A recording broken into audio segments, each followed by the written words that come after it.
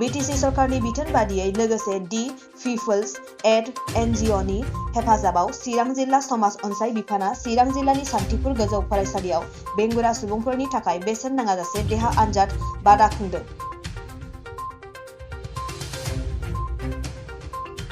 बे फाहामथाय बादाखौ बेखेवना होयो सान्थिपुर गोजौ फरायसालिनि गाहाय फोरोंगिरि सान्तिराज बसुमतारिया।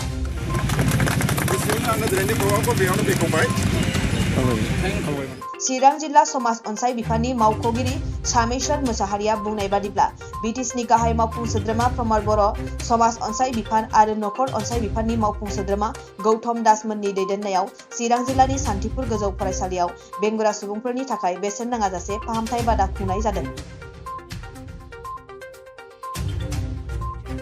लोगोसेनो बे बादानि गेजेरजों ओनसोलनि बेंगुरा सुबुंफोरनो गांफा फोरमान बिलाइ आरो सरकारनिफ्राय दानफायाव 1000 रां मोननो हानायनि खाबु होदों होननानै बिथाङा फोरमायो।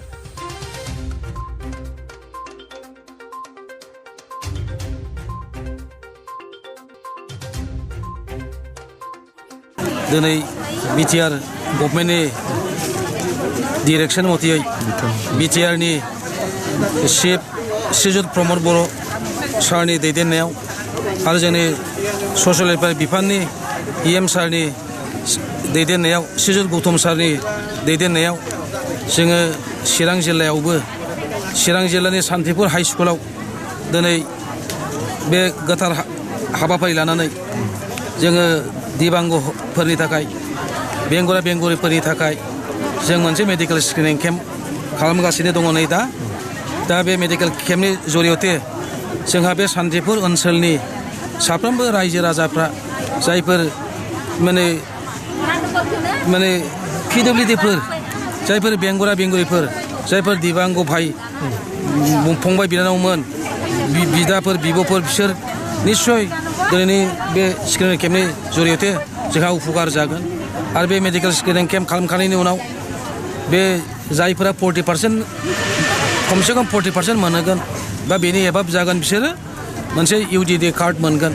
बे UDD कार्ड आरो सार्टिफिकेट मोनखांनायनि उनाव जोङो आसाम गभर्नमेन्टनो बिसोरनि बे डकुमेन्ट्सफोरखौ लानानै जोङो मास मोनफ्रोमबो दान मोनफ्रोमबो 100,000 1000 माने रां मोननायनि जोङो सुबिदाखौ होनाय जागोन। दा आं सानदों दिनैनि बे मेडिकेल स्क्रिनिं केम्पनि जों लोगोसे साफ्रोमबो बे ओनसोलनि रायजो राजाफ्रा निश्चय एसेबाबो उपकार जागोन होननानै आं सानदों। गभर्नमेन्टआ मास माने गिदिरथार मोनसे लेभेलाव नैबे देहायारि नोरजिया जायखौ जोङो बेंगुरा होनो बिथांमोननि थाखाय स्किन आउट बा हेल्थ चेकआप मोनसे प्रग्राम लानाय जादों मोनब्रै डिस्ट्रिक्टआव। जोंहा रेकर्ड मथे मोनब्रै डिस्ट्रिक्टआव 22,000 माने 22,000 दङमोन। बिनि बिथोराव अलरेडि 7,000या आइ कार्डखौ मोनखाबायमोन। दंबावोमोन जोंहा 15,000। जोङो 15,000खौ दिनैहाय सेप्तेम्बरनि 23 तारिखनिफ्राय आरम्भ खालामनानै दिनै डिसेम्बर मास मोनब्रैनि गेजेराव जोङो नारा नाथा नाजानायाव ससियेल वेलफेयार डिपार्टमेन्ट ओमफ्राय BTCनि हेल्थ डिपार्टमेन्ट आरो डक्टरफोरनि जुथायै जों नाजानायाव दिनैहाय जोङो बे 15,000 बिथांमोनखौ जोङो स्क्रिन आउट खालामनो हाबाय आरो बिनिनो 10,000निबो बांसिन सुबुंफोरा माने सार्टिफिकेट बा आइडेन्टि कार्ड मोनगोन होननानै जोङो बुंनो हायो आरोखि। आरो बे बिथांमोना जुदि सार्टिफिकेटखौ मोनोब्ला बिथांमोना सरकारनि गोबां सुजुग सुबिदा माखासे स्किमफोर दङ बे सुबिदाखौ बिथांमोना लानो हासिगोन। आरो बे आइ कार्ड आरो बे सार्टिफिकेटखौ होनायाव जोङो बिथांमोननो बेसेन नाङाब्लानो जोङो बेखौ आरामैनो राननानै होगोन।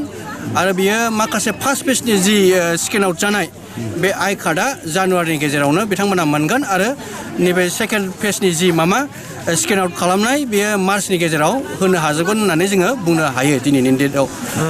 बेमारिया सुबिदा मोननो थाखाय फाहामथायनि सुबिदा लानो थाखाय बेसेबां जौखोन्दोसो फिजिकेलि माबा जानांगोन? औ नियम मथे सरकारनि नियम मथे गासै टटेल 21टा माने बाहागोआव राननाय जादों आरोखि बे ओमफ्राय बे 21टानि बिथोरावनो जुदि सासे बेनिफिसियारिया 40%निफ्राय लानानै गोजौआव मेडिकेल चेकआप खालामनानै बिनि बिबाङा जुदि ओंखारोबा बिथांमोना UDID कार्डखौ बा सार्टिफिकेटखौ मोननायनि मोन्थायखौ मोननो हागोन सुबिदाखौ लानो हागोन आरोखि